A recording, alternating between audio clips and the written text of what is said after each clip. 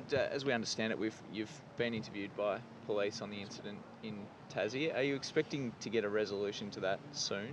Well, that's completely out of my hands. I mean, as you guys are aware, a complaint was made, and the authorities down in Tasmania are obliged and obligated to investigate that. And I've expressed before that I'm willing and able to assist them with their inquiries, which I've done. But other than to say that, there's nothing else I can say on the matter. Is it distracting you from doing your job? No, if you've got any questions on footy, I'm more than happy to talk about them, but I can't talk about the matter at hand. But rest assured, my mind's certainly on the task at hand this week against Collingwood. Andrew Swallow, is he a chance this weekend? Yeah, he is. We listed him as 1 to 3, and he'll be sort of around the midpoint of that estimation. And look, he feels terrific. I mean, it's actually been an opportunity to freshen him up a little bit. He's such a warrior for us normally, and a week off's rare to him. But it'll just be a matter of function for him. He's experiencing very little pain. The surgery means that the joint and the bone is really strong. So if he can function, he'll play. Are you likely to name him in the squad and then give him as much time as possible, Brad? Being a Sunday game, Yeah. and just the vagaries of the way we've got to do things, we will name him because and give him up until Saturday. But Thursday's a long time out before a Sunday game to not name him, so we'll certainly give him till Saturday and make a final decision then. And Ben Brown? Ben Brown's likely. Yeah, he'll definitely be in the squad, but likely to play. Goldie was saying earlier in the week that it's a real turning point. That was his words for your season, this matchup. I mean, we know it's only 4 points in every game, but is that the vibe of the importance of this one? I think it'd probably be a little bit different, from the playing group to the match committee, to be honest. Because I mean, we as a match committee, every game's really important to us, and we plan exactly the same way for every game. But the players are really proud, and our players have always responded to a poor performance the previous week. So no doubt they'll have a really steely resolve about them this weekend. 3 losses, 10 plus goals or more this year. Is that a concern? Yep. Yeah. Anytime you lose, it's a concern, and when it's a significant margin, that's a concern as well.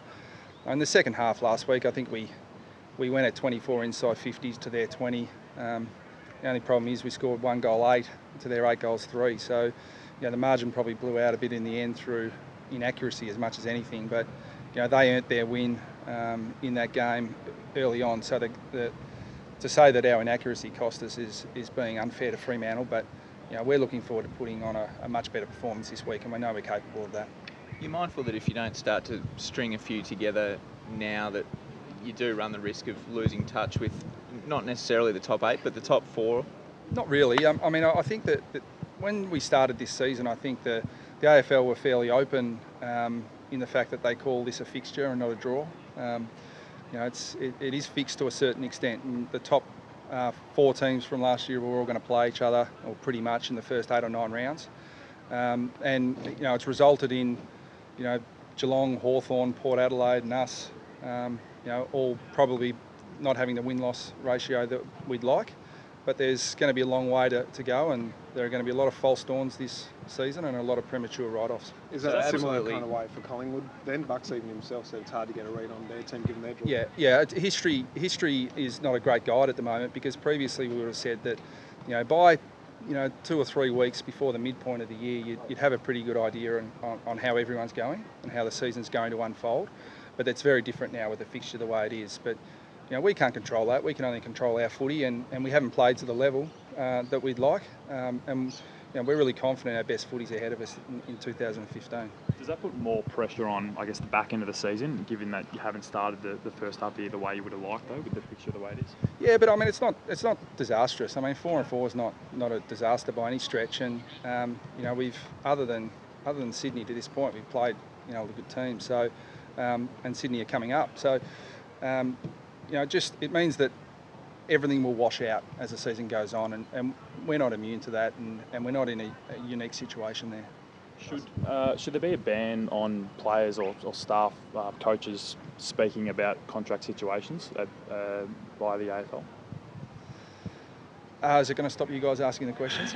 Well, Damien Hardwick this one, I'm not sure if you've seen, but he's basically said the speculation surrounding Alex Rance has just become an impact on his club, and he'd rather the AFL bring in a rule like in the US where players are fined if they talk about players' contracts or anything like that. What would you make of that? Oh, look, I mean, I certainly can't speak on behalf of Damien or on Richmond, but certainly at our club, I mean, we like to embrace the media and we like to engage in discussion around the game.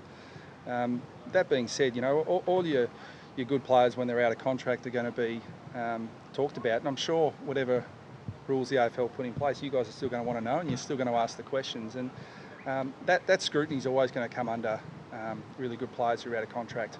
You know, there've been great examples of that, Franklin, Ablett, you know, in the past, and I think that's always going to continue. You know, but in terms of our club policy, man, we don't comment on player contracts. You know, we don't talk about and we don't engage in speculation, but you know, we understand there's going to be great interest in that side of things. How pleased are you to see Lee Adams back on the park this weekend? Yeah, I think it's a great story. I'm wrapped for him. You know, we've been really cautious and rightfully so. And it's been as much up to him. I mean, he's passed all his medical tests and clearance, but you know, we wanted to make sure that he was he had a great mindset when he went out to play, and he's feeling really good about it. He's looking forward to playing, and we're just absolutely wrapped to have him back. How many weeks in the VFL would they need, or is it just wait and see, I guess? I think it'll be a little bit of form and fitness. But look, the first step is just getting out there and playing and putting himself in body contact situations and seeing how he deals with that. I mean, he's always prided himself on his hardness, and you know, I don't want to see him go away from that style of footy. And you know, if he gets back to his best quickly, he'll come back into our side. Do you think that's going to be a bit of a mental hurdle that he will have to overcome?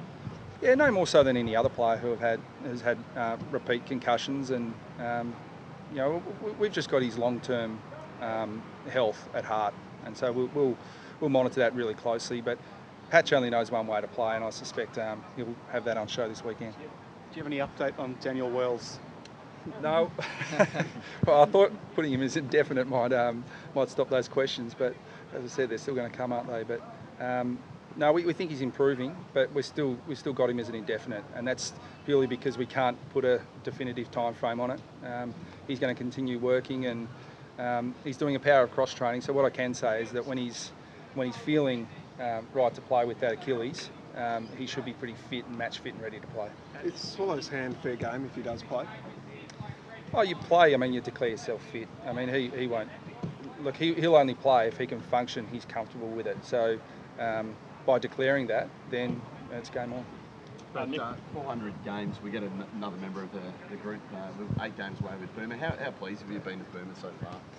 Oh, he's had another really consistent season, and you know, we have our discussions just after the midpoint each year about whether he'll play on next year, and we're not at that point just yet. But you know, he's made me guarantee him that I'll pull him up if I see any signs of him waning or dropping off, and I haven't seen any yet. So he's been just a marvel for us, as Dustin Fletcher has been for Essendon. Is Jared Waite going to be fit to play? He should be. I mean, he'll be on light duties today at training, but you know, we expect to name him and test him on Saturday. How's Nicky Dowell tracking at the moment? Yeah, he's going well. It's probably, you know, we look at his return date being, you know, at least 2 or 3 weeks away. But he's he hasn't been injured much throughout his career, but he's impressed everyone with the way he's dealt with this injury, and he's been really level and attacked his rehab really well. So it wouldn't surprise me if he comes back a bit ahead of schedule, but again, we'll be cautious. Mick Malthouse talking tonight on Fox Footy. Have you been in touch with him at all this week? I tried to ring Mick for his record-breaking game, and I think I was about number 400 on his voicemail. So I thought best to you know, give him some space and let a few other people speak to him first, and I'll speak to Mick in due course. He's a good friend of mine. He's been an unbelievable mentor, and I know I wouldn't be in the position I am now as a senior coach if it wasn't for his assistance and his guidance. So in due course, we'll sit down and have a coffee, and he can look forward to the next phase of his life. Would you like to have him here? I think any club would benefit from the wisdom of Mick Malthouse, but you know, we'll have to assess that at the end of the season. Thanks, Brad.